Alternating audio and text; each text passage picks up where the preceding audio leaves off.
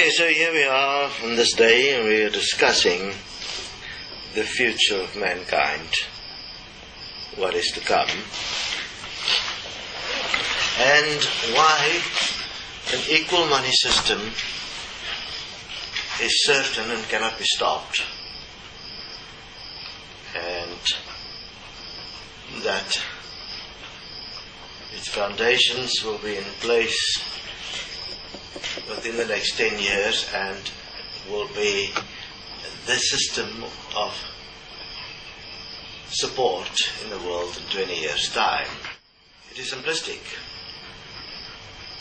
Those that is listening to this interview, you are the elite of the world. You are the minority.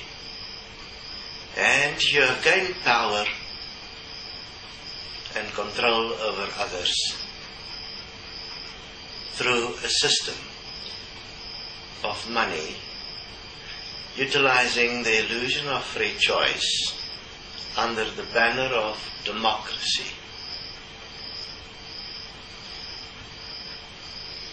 The principle of democracy as it exists is the principle of one vote for one man.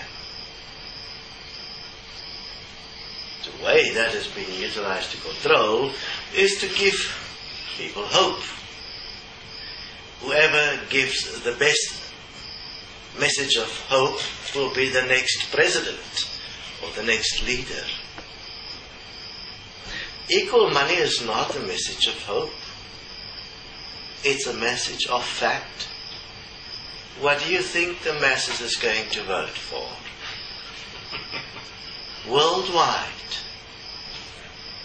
So I invite you to investigate the principles of an equal money and labor system, because by hook or by crook, that means you're either going to be there participating in establishing the system, which means you join and enjoy the journey of this, or you'll be voted out, and obviously who's in government does what?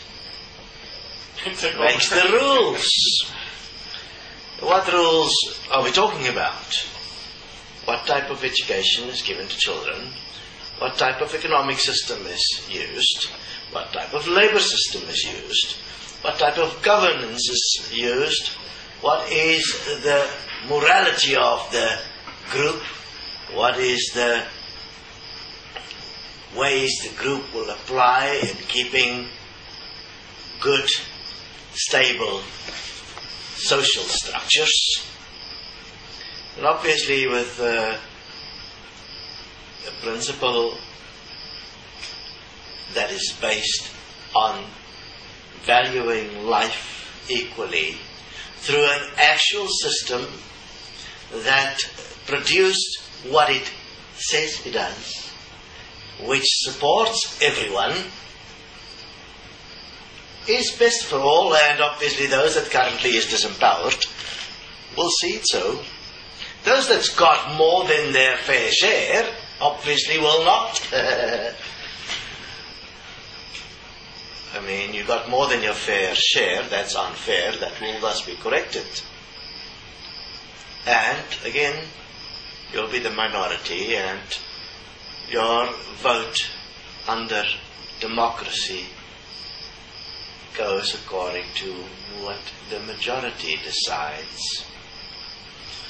This is inevitable to happen,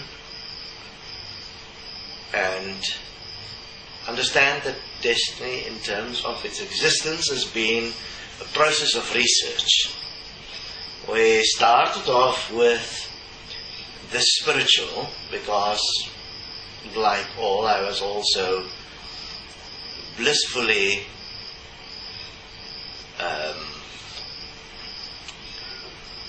meditating myself into an extreme level of fuckness until I started looking at the reality of this blissful existence and noticing a curious thing. If I have a roof over my head and I have some money and I have food, then I am blissfully unaware of anybody else's troubles, and therefore I'll defend my position and I will weave all kinds of stories to make sure that my position of comfortability and superiority is not touched. But what I then noticed is if I then do not have these things, I am disempowered to the effect that I have virtually no say in what happens to my reality, because I do not have the tools to support myself.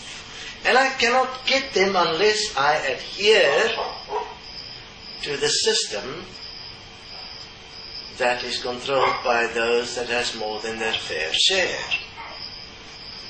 So if you are one of those that has got more than your fair share, an act of compassion would be to realize that that is not acceptable